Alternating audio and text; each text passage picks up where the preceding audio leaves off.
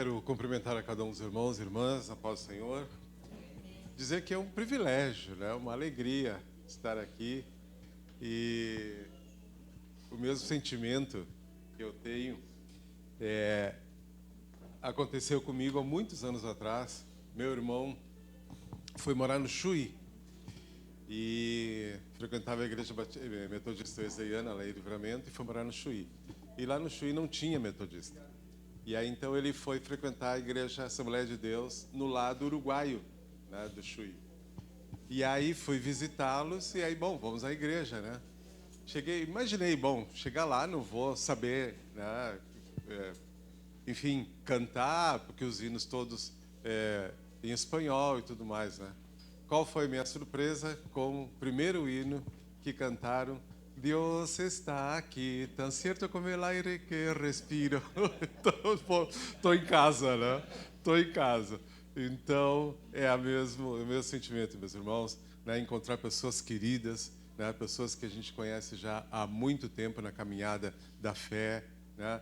E isso é muito bom, né? E quando o pastor fala da família da fé, aliás, eu queria dizer que deixar toda a pregação do pastor, vou deixar aqui de pano de fundo, tá? Porque em alguns momentos eu vou pincelar algumas coisas aqui, porque eu já diria que a gente já foi muito bem alimentado, pastor. Muito obrigado, né? Que Deus continue lhe usando, lhe abençoando aqui também no seu ministério. Para quem ainda não me conhece, eu sou o Rubem, eu sou, hoje frequento aqui a igreja Wesley.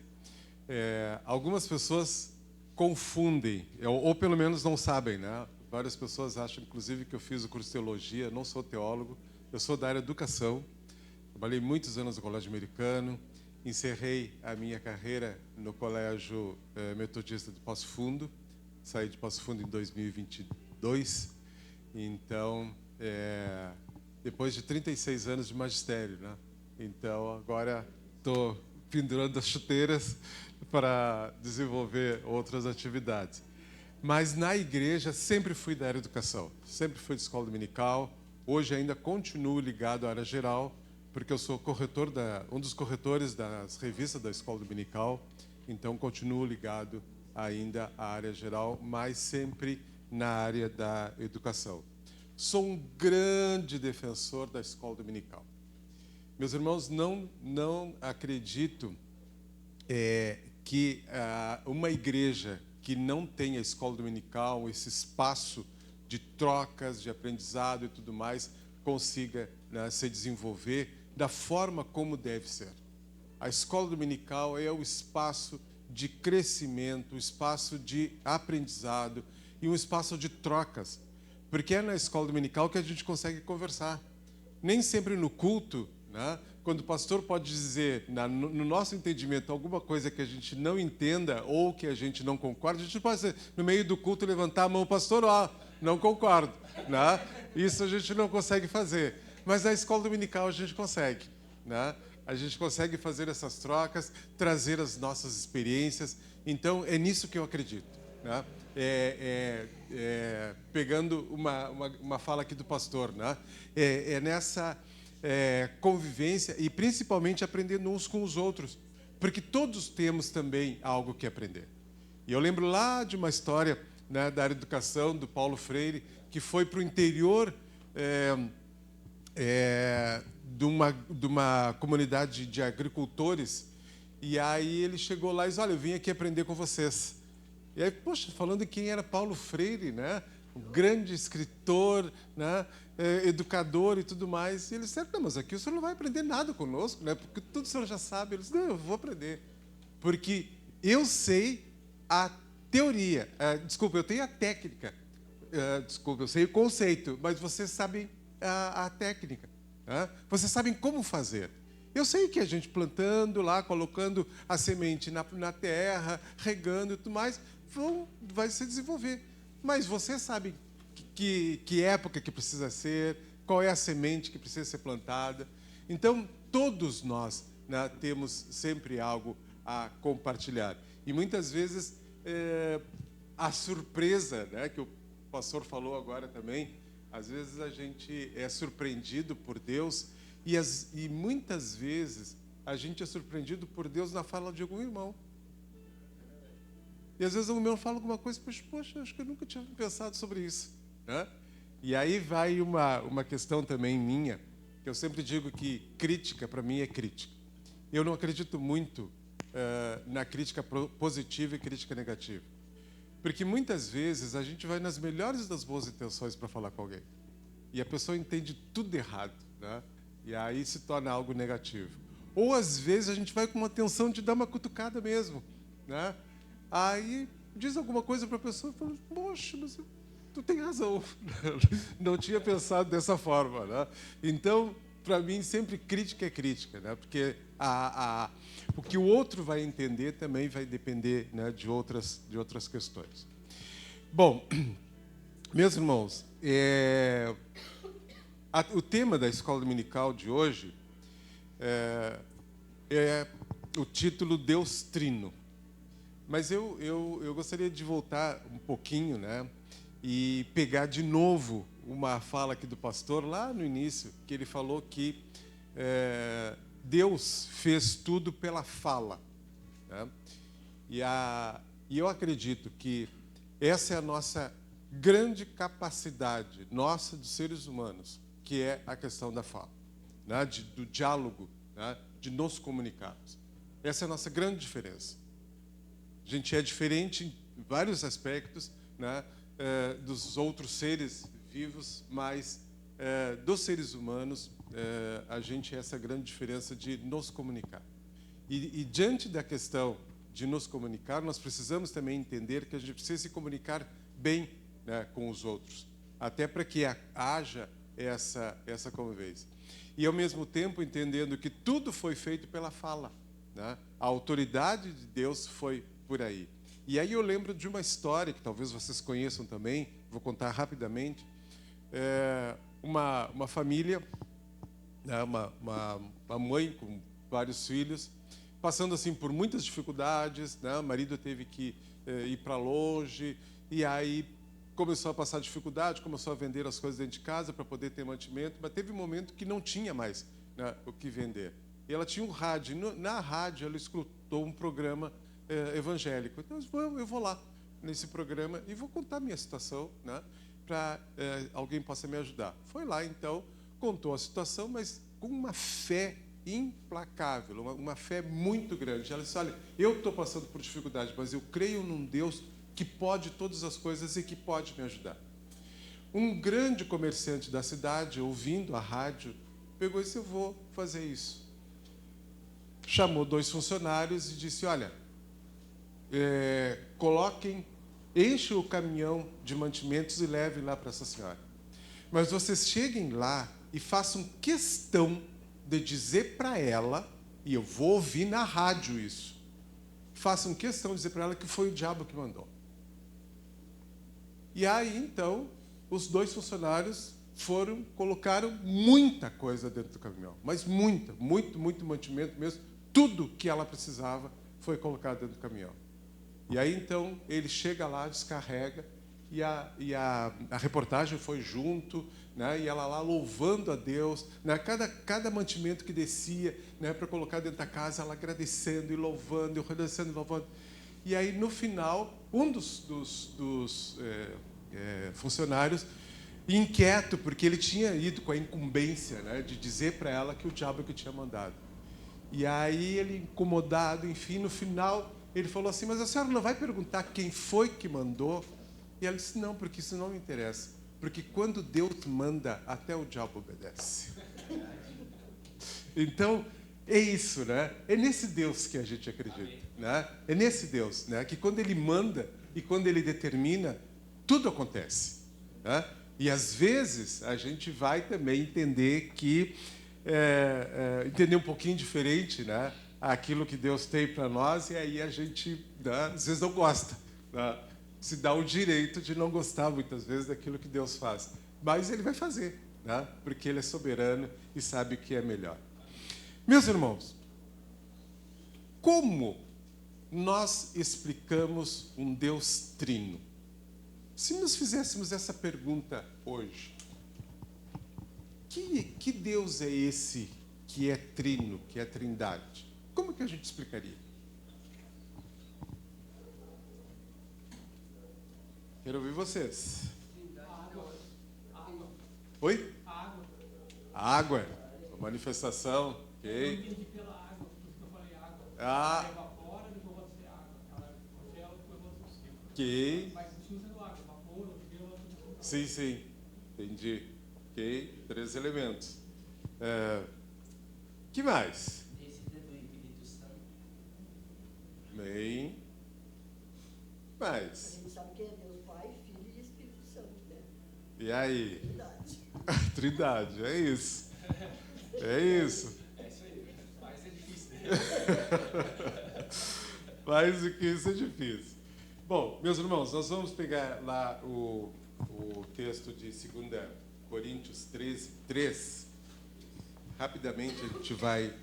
Eu vou mudar um pouquinho a dinâmica aqui, porque eu sou professor, né? E professor dificilmente senta, então eu vou ficar aqui em pé. Mas só rapidamente, vamos... só quero fazer a referência aqui do texto de 2 Coríntios 13, que vai ser a base aqui da lição, e que diz aqui: a graça do Senhor Jesus e o amor de Deus e a comunhão do Espírito sejam com todos vós. Essa é uma afirmação que com certeza muitos de nós já ouvimos, né? Porque geralmente é o que os pastores no final dos cultos ou até mesmo no início dos cultos acabam nos trazendo. E a lição vai nos dizer que no fundamento bíblico aqui, né, o apóstolo Paulo termina sua segunda carta aos Coríntios dizendo: a graça do Senhor Jesus e o amor de Deus e a comunhão do Espírito Santo seja com todos vós. E aí eu quero pegar a palavra comunhão, que quer dizer comum união, né? E de novo, né, como eu disse, a mensagem do pastor vai ficar aqui como pano de fundo, né? E aí vou fazer umas pinceladas, né? Quando o pastor fala na convivência de igreja, é isso. Eu não gostaria de desmistificar muito assim questão da família no sentido de uma desconstrução, né? Não à luz de Deus. Mas nem sempre, meus irmãos, a gente consegue ter uma convivência tão harmoniosa, né, na família de sangue quanto a gente tem na igreja, infelizmente. Né? Às vezes tem pessoas que têm dificuldade de se reunir com família, têm dificuldade de Natal, final de ano, porque tem alguém que não gosta, tem um primo que a gente não se dá, tem aquele tio chato que a gente não gosta, enfim. Na igreja não é muito diferente, mas a gente tem o amor de Deus que nos une, né? Quer dizer, isso, quando a gente se deixa moldar pelo amor de Deus, a gente também não vê só as imperfeições na vida dos outros, mas também se coloca como um ser imperfeito e que precisa a cada dia ser modificado. Então, a comum união, né, é algo que, além de nós estarmos em união, a gente está em comunidade, né? Então, a comunhão vai dentro dessa perspectiva. Ele sempre menciona em seus escritos a graça de Deus como força que acompanha a igreja em seus leitores e leitoras em todas as situações. Nas demais cartas, ele termina citando as pessoas do Pai e do Filho, mas para Corinto acrescenta a pessoa do Espírito Santo. Para cada pessoa da Trindade, Paulo relaciona uma palavra que, na verdade, revela algo de sua personalidade.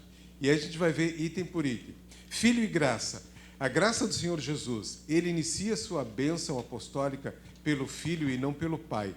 É o Filho que leva ao Pai. Olha que interessante isso. Olha que interessante. É o Filho que leva ao Pai. Muitas vezes na genealogia humana, né, veio o Pai, né, depois o Filho, netos e tudo mais, né? Na Trindade, nós vamos entender que nós vamos chegar até o Pai através do Filho, através do reconhecimento do sacrifício de Jesus Cristo na cruz por cada um de nós. Né? Nós temos a possibilidade de chegar a Deus, lógico, Deus continua com a sua mão estendida, mas a nossa possibilidade de chegar até Ele vai ser por ali. E aí tem uma afirmação que é muito interessante. Pai, Filho e Espírito Santo, matematicamente são 3. Né? Isso dentro da lógica humana. Mas nós estamos dentro da perspectiva da fé, da perspectiva de Deus. Então, não é olhado através do número, e sim da essência. Né? Não é número, é essência. Então, estarão juntos e são um só, porque eles estão juntos aí na essência. Depois, nós vamos um pouquinho mais adiante ali, olhando Pai e amor. E o amor de Deus, foi o amor de Deus, Pai, que enviou Jesus. Em Romanos 5:7, que diz, dificilmente alguém morreria por um justo, pois poderá ser pelo bom alguém se anime a morrer. Essa, para mim, sempre é algo que me chama muito a atenção. Como é fácil, meus irmãos, nós dizermos aqui dentro da igreja que a gente ama as pessoas. É muito fácil. Né? A gente se conhece há muito tempo. Né? Eu dizer para Gladys que eu a amo é muito fácil. Né? E é verdadeiro. Né? É verdadeiro. A gente se conhece há muitos anos e é muito verdadeiro. Agora, será que eu tenho possibilidade de dizer isso para as pessoas lá fora? Eu tenho condições de dizer isso para o meu vizinho, aquele que né, fica, às vezes, colocando música alta né, no horário que eu não gostaria, né, ou a música que eu não quero ouvir. As pessoas que estão né, em situação de rua, né, mal cheirosas, muitas vezes embriagadas, enfim, essas pessoas eu tenho possibilidade de dizer que eu amo. E aí, quando a gente pensa no sacrifício de Jesus, foi por todos nós. E muitas vezes nós estamos nessas condições. Porque, como o pastor acabou de falar, a igreja é o espaço dos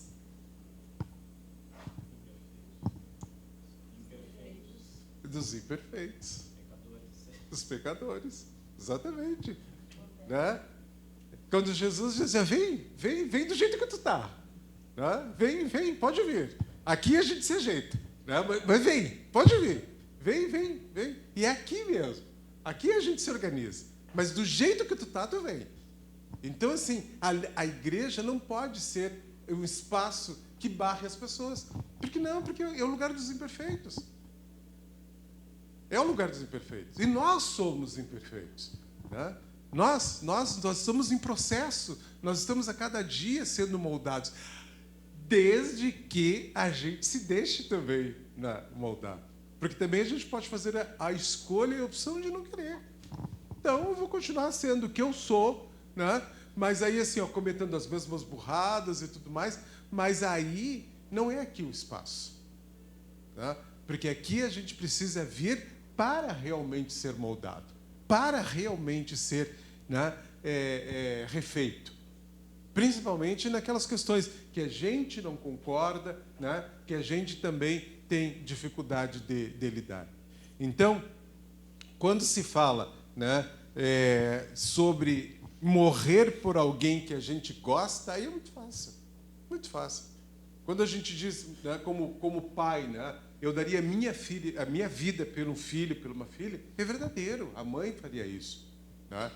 Agora, pelas pessoas que a gente não gosta, enfim, deixa. Né? E uma coisa também que eu tenho aprendido é que Deus faz justiça, nós fazemos vingança. Nós nos vingamos das pessoas. Alguém né, nos faz alguma coisa e a pessoa tropeça ali na rua e cai, o que a gente diz? Bem feito. Bem feito, quebrou as pernas, bem feito, quebrou uma perna só, não, deveria quebrar duas. Né? E é isso que a gente faz, porque a gente busca sempre vingança, né? Mas Deus faz justiça. E muitas vezes a justiça de Deus não é para os nossos olhos ver. A justiça de Deus vai fazer na hora e no momento que Ele quiser. E às vezes a gente sabe né, que a pessoa cometeu uma injustiça e é realmente injusta. Mas, bom, não é minha responsabilidade a justiça de Deus. Né? Deus vai fazer justiça, com certeza.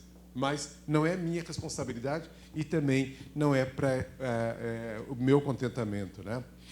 Quando também fala Espírito e comunhão, e aí nós vamos lá em 2 Coríntios, que a gente viu, né? É o Espírito Santo quem nos mantém na comunhão da Trindade e na comunhão da igreja. Olha que bacana isso. É o Espírito Santo que nos mantém na comunhão da Trindade e na comunhão da igreja. Se nós não dermos a oportunidade para o Espírito Santo agir nas nossas vidas, dificilmente a gente tem possibilidade, né, de dar continuidade àquilo que a gente, né, tem se proposto. Porque é Ele que nos dá essa possibilidade da comum união. Né? Da comunhão, é o Espírito Santo que permeia tudo isso. Né?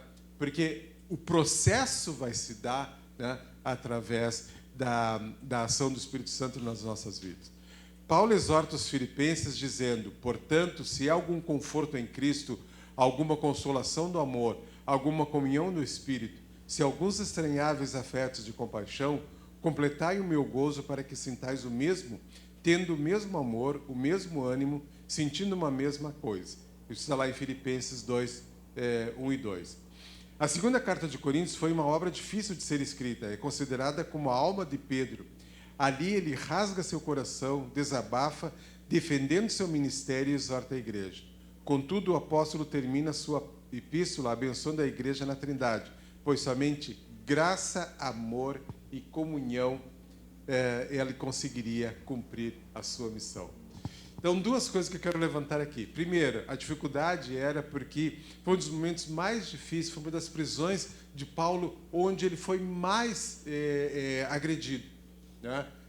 Foi quando ele escreveu a segunda carta aos Coríntios. Né? Estava preso, né? Recebendo açoitados todos os dias, enfim, numa condição, olhando pelo lado humano, muito, muito difícil. Né? Mas Deus dá a inspiração dele ainda naquela condição, ele escrever, né, uma carta de exortação e de ânimo para outra igreja.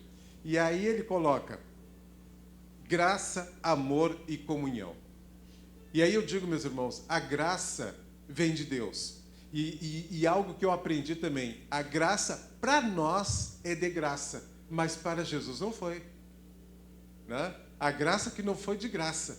Né? Para Jesus foi o preço da vida dele. Né? Que morreu por nós para nos dar a possibilidade da graça. Então, para nós é de graça, né? Porque é nos oferecida. E algo que é oferecido a gente aceita, né? Ou não, mas nós com certeza temos, né, que estamos aqui hoje, temos recebido e temos aceitado essa graça que vem do alto. O amor é algo produzido em nós. O amor a gente tem ou não tem? E essa é nossa responsabilidade. Né? Então é algo produzido em nós. E a comunhão é o que a gente vai ser o processo de tudo isso, e é com o que a gente vai compartilhar com os outros. Né? A comum união. Mas eu só posso ter a comum união, a comunhão, se eu tiver amor para oferecer. Porque o que as pessoas vão oferecer que elas não têm? O que a gente sempre usa aquela expressão, né? A boca fala do que está cheio o coração. Né? Quer dizer, quando não se tem algo para oferecer, a gente não tem de onde tirar. E pelo fato do amor ser algo muito individual, a gente só vai dar amor se a gente tem. Né? Se a gente recebeu, se a gente aprendeu, se a gente desenvolve na nossa vida. Porque senão a gente não consegue compartilhar. E isso tudo precisa para, né, cumprir a missão da igreja. Né? De novo, né, pegando aí o que o pastor acabou de nos falar. Né? Quer dizer, a convivência da igreja prevê isso, né? Essa comunhão. Nossa base doutrinária está na Santíssima Trindade. Cremos em um único Deus em três pessoas, Pai, Filho e Espírito Santo. Para aplicar essa doutrina na nossa vida cristã, precisamos compreender quem é Deus. Quem é Deus? quem hoje, se alguém perguntar, e a gente está saindo agora aqui da igreja, né? Termina a escola dominical, vai sair da igreja. Alguém pergunta para nós: o que vocês estão fazendo aí? Que é uma igreja. Quem é Deus? Quem é Deus? Que a gente pergunta? Qual seria a nossa resposta? Acho que muita gente poderia ser. Sabe que eu nunca pensei assim? Quem é Deus? Ainda não pensei nisso. É que nem explicar amor, né? Quando tem que definir amor. Defina amor, é difícil, né? Difícil. Quem é Deus? Explicar Deus, não fala quem é Deus aí.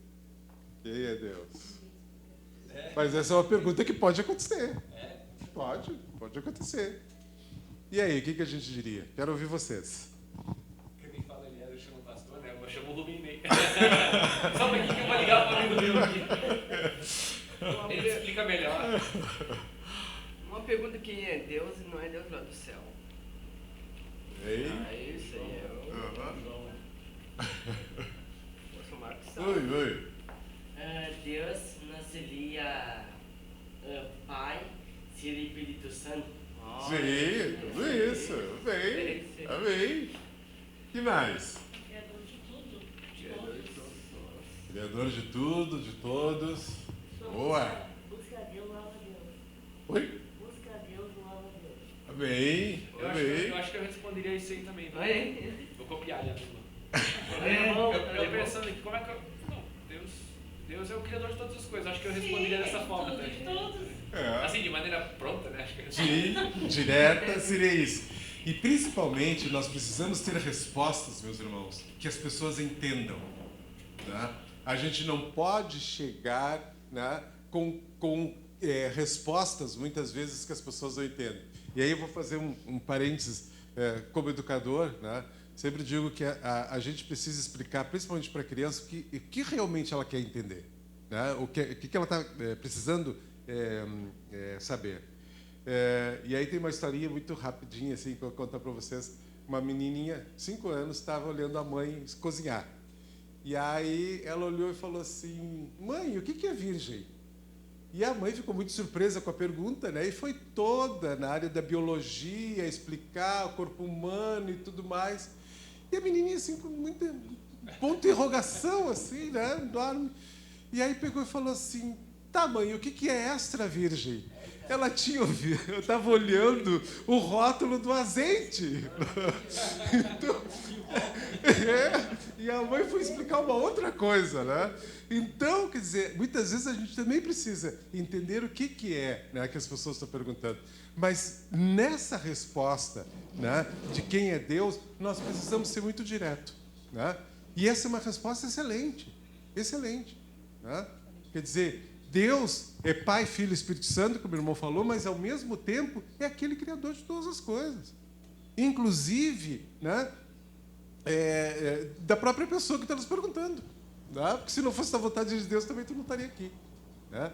Então, é aquele que faz, né, todas as coisas. Mas aí a lição vai dizer: Deus é o Todo-Poderoso, Criador de todas as coisas, que está lá em Hebreus 11:13. Ele é Espírito, que está em João 4:24, que é até gostaria de convidá-los para a gente ler, porque é uma definição assim que me agrada bastante, né? O que está aqui em João. Vou ler rapidinho aqui. 4:24, que diz assim: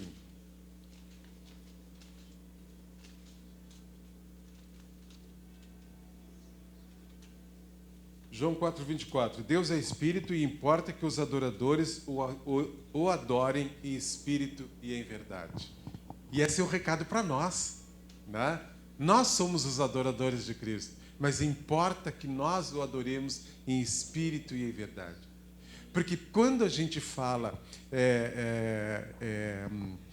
quando a definição aqui nos chama a atenção para que nós possamos adorar a Deus em espírito e em verdade, é que nós precisamos ter também a consciência disso, né? Fazer isso de uma forma muito consciente, mas, acima de tudo, que a gente tenha uma relação de honestidade. Honestidade conosco, em primeiro lugar, e com Deus. Né? Quer dizer, não existe a possibilidade de nós termos medidas para chegar até Deus ou na nossa relação com Deus, né? E aí aquela velha história, né? A gente convida Deus para entrar na nossa casa, mas aí fala assim, não, Deus, olha, não entra ali naquele quarto porque tá muito bagunçado, então tu não precisa entrar ali, né? Ah, Deus, olha, não vai na cozinha porque a cozinha está cheia de louça na pia, não vai lá, tá? Ah, Deus, não vai ali na área de serviço porque lá também está muita roupa amontoada lá e aí a gente não vai ser legal. Não, quando Deus quer entrar na nossa casa, a gente tem que dar toda a liberdade. Toda a liberdade, né? Porque aí, quando a gente reserva Deus assim só na sala, né, que é o lugar que está, no nosso entendimento, mais organizado, isso não vai adiantar. Porque Deus também vem para botar a mão na massa, né? Deus vem para nos ajudar. Deus vem para colaborar conosco. Eu sempre digo, né, falando com adolescentes, com aquela história do ficar, né? Quando namora, fica, dá uns beijinhos, abraço e no outro dia já não quer mais saber, né? Eu sempre digo assim, ó, Deus não quer ficar conosco, né? Deus não quer só um momento conosco, Deus quer casar com a gente, né? Deus quer ter intimidade, Deus quer realmente, né, ter muita proximidade conosco. Não é só ficar, é casar mesmo, é ter intimidade. Mas isso a gente precisa também dar essa liberdade para Deus fazer, né? Porque eu digo também, meus irmãos, que Jesus é um gentleman. Jesus é muito educado, né? Quando ele diz lá, olha, eis que estou à porta e bato. Se alguém ouvir a minha voz e abrir a porta, eu entro. Jesus pode meter o pé na porta e derrubar a porta com o barco e tudo, até a parede, né? Mas Jesus vai lá e bate, né? Ele é muito educado, né? E assim, ó, vai entrar no momento que a gente der a possibilidade para ele, né? Mas que bom que isso já aconteceu conosco, né? Nós já estamos aqui, então já aconteceu conosco. Vamos adiante. Deus é onipresente, Deus está em todo lugar, Deus é onisciente, sabe de todas as coisas, e Deus é onipotente, pode todas as coisas. Só compreendemos as diferenciações do Pai, Filho e Espírito Santo mediante as suas funções, né? E aí, quando o pastor fala aqui, né, quando repete ali o hino Santo, Santo, Santo, né, largura, altura e dimensão, né? Então, Deus é isso, né? Deus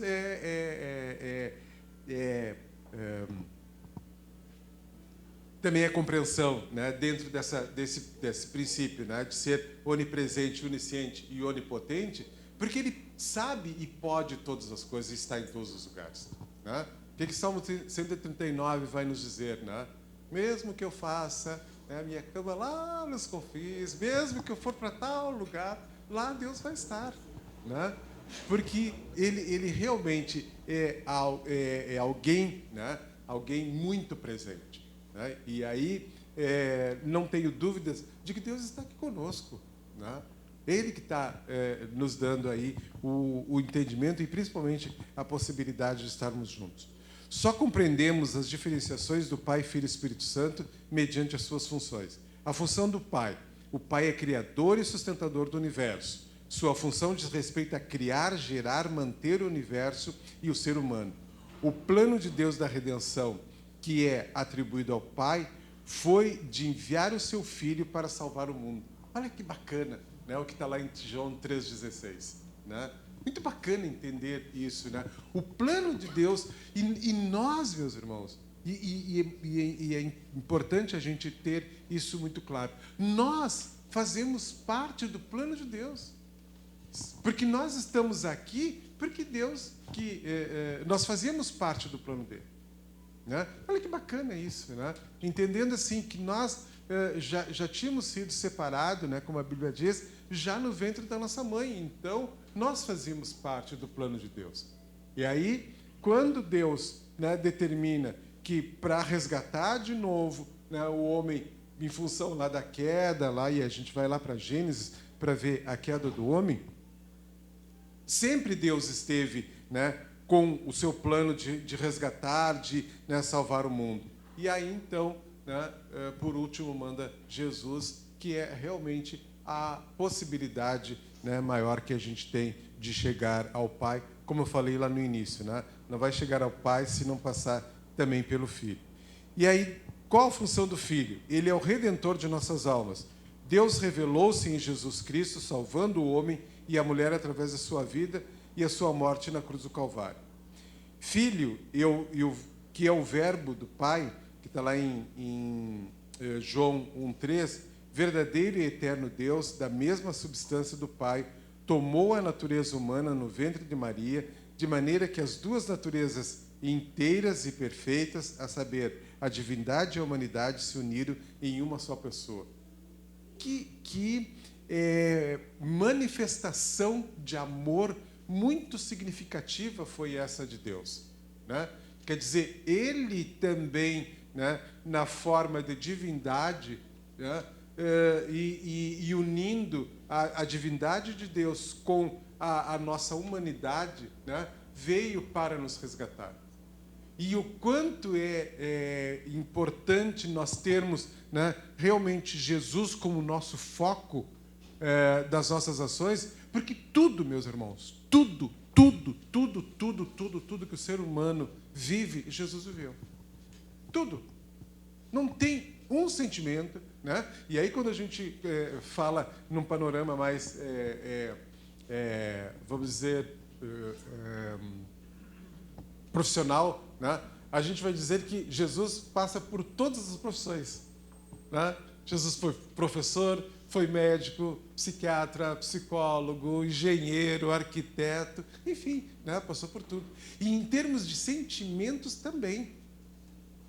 Todos os sentimentos que nós tivemos, ou que nós temos, em algum momento, Jesus também teve. E aí, assim, qual o sentimento, né, um dos sentimentos mais negativos que a gente tem é quando a gente chora de tristeza, né, por perdas, principalmente. Né? E um dos versículos menores da Bíblia, né, que não é o menor, aprendi com o pastor Marcos, né, quando Jesus recebe a notícia lá, né, da morte de Lázaro, e diz Jesus chorou, né? É um sentimento também, né, de perda. E é um sentimento que para nós também hoje é muito difícil. É muito difícil a gente perder. A gente perde uma moeda de 5 centavos, a gente fica procurando. Né? Quando a gente perde pessoas, ente queridos, é muito, muito difícil. Né? E aí Jesus chora porque perdeu um amigo. Um dos momentos de maior tristeza de Jesus, e aí, né, temos aqui um psiquiatra que vai dizer, quando Jesus está lá orando no Getsemane, né, quando ele sabia que iria morrer, é um momento de grande depressão, né, de profunda tristeza pelo que ia acontecer. Né? Mesmo com todo, né, o preparo e entendimento, sabia que era necessário ele fazer esse sacrifício, mas ele chega para Deus e ele diz, olha, se for possível, se for da tua vontade, passa de mim esse cálice, porque está muito difícil. Está muito difícil. E quantas vezes nós passamos por situações que a gente chega para Deus assim, Deus, olha, me ajuda, porque está muito difícil. Realmente está difícil. Enfrentar coisas negativas, doenças, enfim, né? Falta de dinheiro, enfim, tem muitas coisas na nossa vida que são muito difíceis. Mas assim, nada do que nós passamos, Jesus não passou. Dentro da humanidade de Deus unindo o lado santo de Deus, né? E com a nossa humanidade, também ele viveu todas essas questões. E aí, quando a gente vai lá para a função do Espírito Santo, que é o nosso foco, diz assim, sua função é convencer a pessoa pecadora do seu pecado e convertê-la mediante o arrependimento. E aí eu quero, né, me deter um pouquinho nessa questão. Eu entendo, meus irmãos, que muitas pessoas que caminham conosco, muitas vezes, são convencidas do Evangelho. É muito fácil a gente conversar com pessoas que dizem assim, olha, né, Deus é bom, Deus é legal, né, é o Criador de todas as coisas, enfim. Não está convencida do poder de Deus. Está convencida, né, de quem é Deus. Agora, nem sempre, até mesmo pessoas que estão dentro da igreja são convertidas. Porque o que é converter? Quem dirige? Quem dirige aqui? Várias pessoas dirigem, né? Quando a gente vê o sinal de conversão, né, geralmente é converter mesmo, é mudar a rota, né? É mudar, né? Converter para a direita, converter para a esquerda, né? Retorno, é converter mesmo, é mudar a rota. Estava indo, né, para lá e, bom, tem que mudar. E eu entendo que essa é uma alusão assim, muito interessante da nossa conversão. Quando nós realmente deixamos Deus agir na nossa vida, quando Ele fez aquele convite, quando a gente estava lá longe, disse, vem cá, vem do jeito que tu está. Né? Que aí a gente diz, não, mas eu sou pecador, não posso ir para a igreja. Não, vem, é tu mesmo. Né? É esse mesmo que tem que vir. E aí aqui a gente se ajeita, aqui a gente se organiza. Né? E aí, então, a conversão se dá quando a gente permite que o Espírito Santo transforme a nossa vida. E para mim, meus irmãos, uma das parábolas mais significativas, né, e que fala muito ao meu coração, é o encontro de Jesus com a mulher adúltera. E não só pela questão, né, do tapa na cara que ele dá nos homens que estavam com pedras na mão para jogar nela, né, porque muitos deles hipócritas, que provavelmente até já tinham tido envolvimento com ela, né, uns hipócritas, mas o que Jesus fala para ela, que para mim fala muito também. Né? Quando Jesus levanta os olhos assim, mas onde é que estão os teus acusadores? Porque ele já tinha dito para eles, olha, se vocês não têm pecado, atire a primeira pedra. E aí, como diz na fronteira, né, botou o dedo na moleira. Né? E aí cada um largou sua pedrinha, né, e foi saindo de fininho. Né? E aí, daqui a pouco, eles olha, onde é que estão os teus acusadores? Aí ela disse, não, foi todo mundo embora. Eles, eles não te acusaram e eu não vou te acusar também. Agora vai e não peques mais. Muda de vida. Muda, porque se tu não mudar, amanhã os caras estão aqui te apedrejando de novo. Então muda. Né? Então, quando nós nos convertemos, realmente mudar de vida. Aquilo que a gente fazia de errado não faz mais. Foi o que o pastor pregou também. Né? Aquele que roubava não rouba mais. Tem uma outra possibilidade. Vai varrer chão, vai fazer faxina, enfim, faz alguma outra coisa. Né? Mas não rouba, não é teu, tu não vai te apropriar de uma coisa que não é tua. Né? E às vezes é nas mínimas coisas, né, Gladys? Outro dia eu fui na padaria também, o valor deu... Eu sei que eu tinha que receber 35 centavos, né? Sei lá, 13,35. A moça me deu e eu vi várias moedas, né?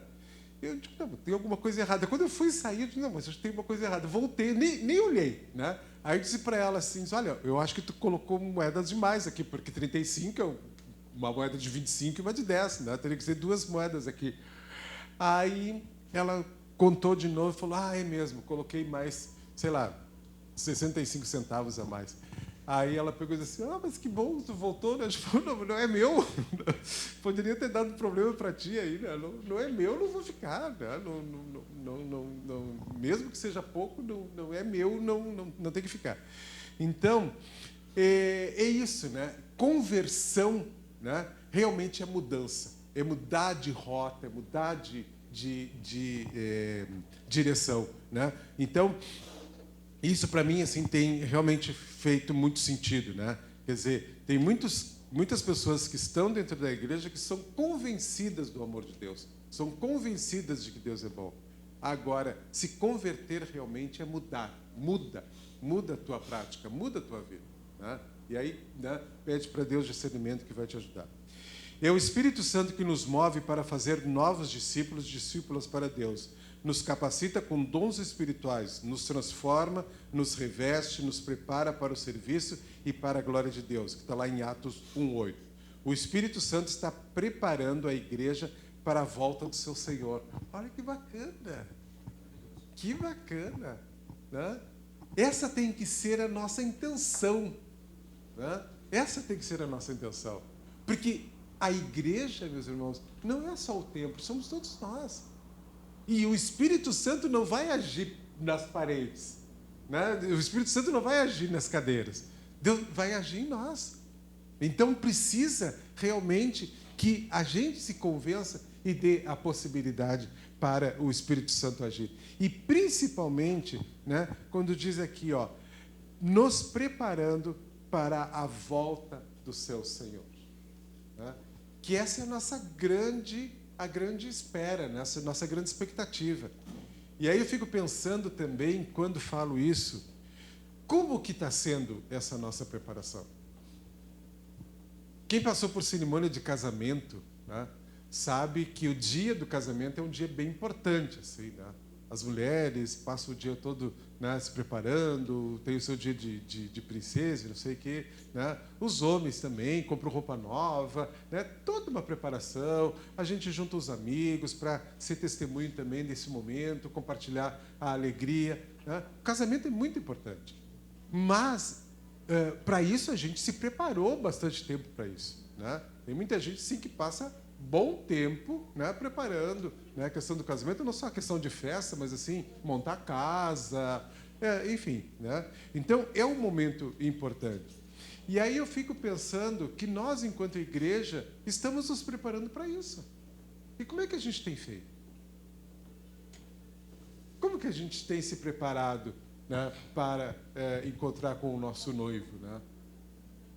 E é uma pergunta que nós precisamos nos fazer todos os dias, porque é o encontro conosco, né? É o encontro comigo. Deus quer, né, resgatar essa relação comigo também, né? Então eu preciso também me preparar para isso. Como podem 3 pessoas serem uma? Quando refletimos sobre a Trindade, a primeira coisa que perguntamos é: como pode Deus ser Pai, Filho e Espírito Santo, mas apenas em um? Segundo o testemunho do livro de Atos dos Apóstolos, a partir do dia da descida do Espírito Santo, Deus torna-se atuante em 3 figuras interrelacionadas, em uma só unidade divina, o Pai, Filho e Espírito Santo. Vive-se agora no novo templo de Pentecostes ou Trindade. E aí eu queria que nós fôssemos lá em João 14. Nós vamos ler os versículos 16 e o 25. João 14, 16 e o 25. Quem achar aí pode ler.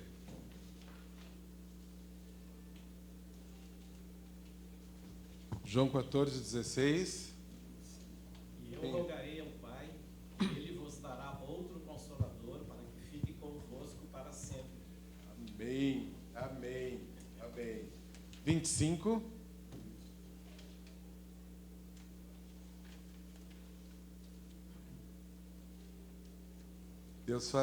Jesus faz uma reiteração daquilo que ele diz lá no início. 25. Isso vos tenho dito estando ainda convosco, né? Como testemunha, né? Eu vou dizer isso para vocês mesmo, né? Eu não vou mandar ninguém dizer, eu mesmo vou dizer, né? Então, quando Jesus mesmo diz para os discípulos, né? E eu rogarei ao Pai e Ele vos dará outro Consolador, a fim de que esteja sempre convosco. E é o Espírito Santo. É o Espírito Santo. Né? Quer dizer, Jesus subiu aos céus com a tarefa de preparar, né, a morada para cada um de nós. Então, quem permanece ainda conosco e entendendo, e hoje a gente sai com essa certeza, né, de que Pai, Filho e Espírito Santo é um em essência, né, entendendo que o Espírito Santo está aqui conosco, então, né, Deus está conosco, Jesus está conosco. Porque a essência é essa, né? E eu também não tenho dúvidas que é isso que nos move sempre para fazer a diferença no mundo. E aí pego, né, o que o pastor no final disse. Se tirasse todos os cristãos do mundo, olha que caos seria. Realmente seria o caos total, né? O caos total. O Flávio vai concordar comigo, né? Como teoria é isso, né? O medo, e muitas vezes é positivo, né? Porque o medo nos traz o travamento, né?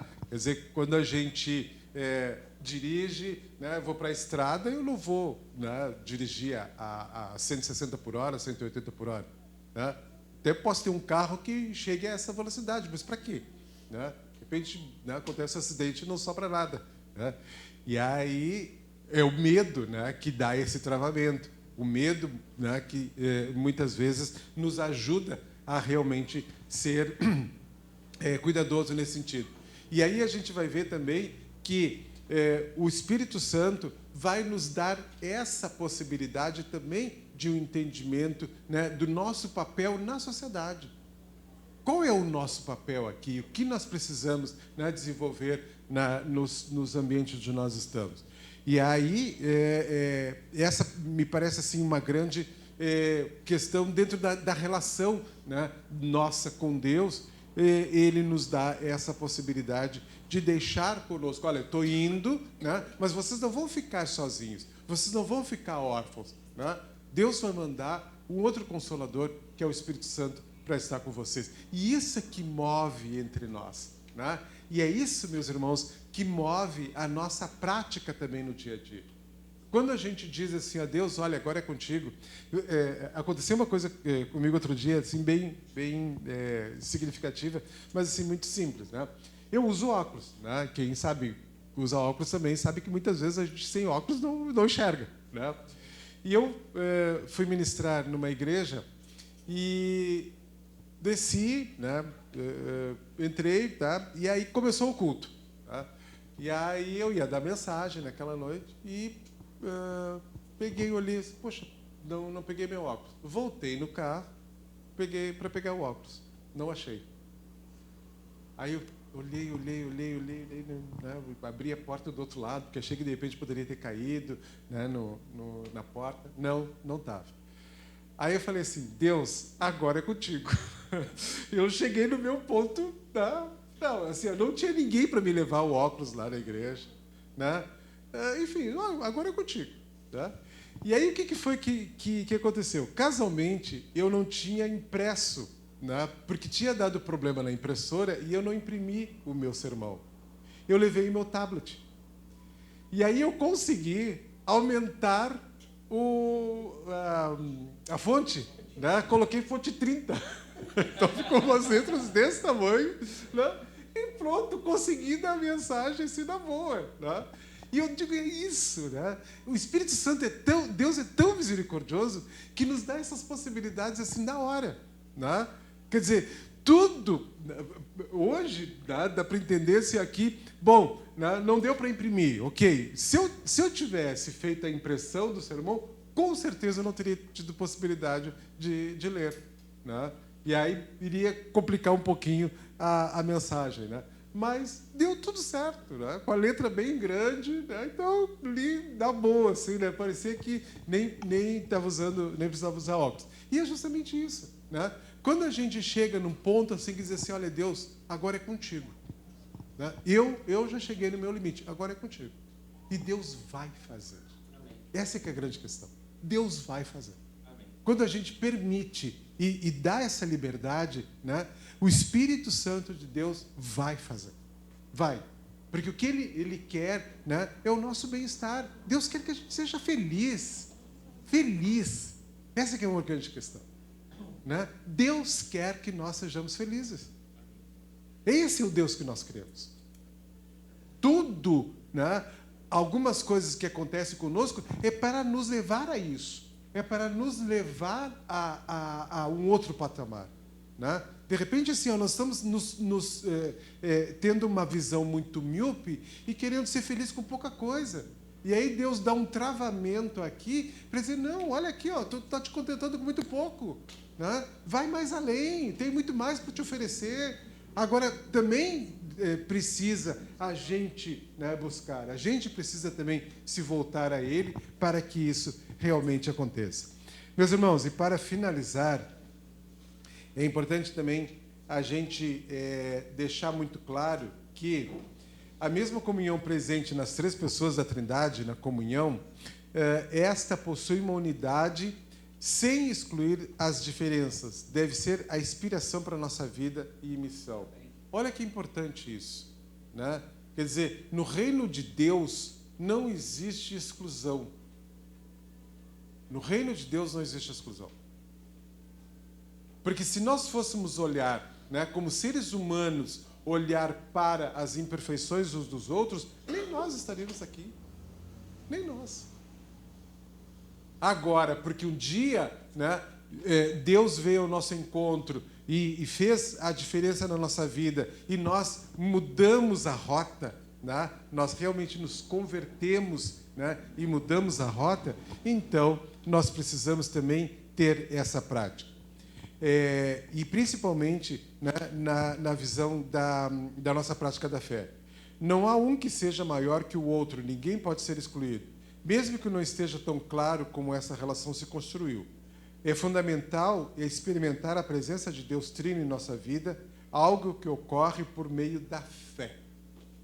E essa é a grande diferença, é aí que eu queria terminar, né, dizendo isso. Nada vai acontecer na nossa vida se nós não tivermos fé. E principalmente se nós não entendermos que nós precisamos abrir a porta da nossa vida, do nosso coração, para Jesus fazer morada. Porque é esse que vai ser a grande diferença. E eu sempre digo muitas vezes que nas nossas orações a gente entrega o problema para Deus e vai lá e pega de volta. Né? Eu entrego. Não, Deus, olha, deixa que eu faço.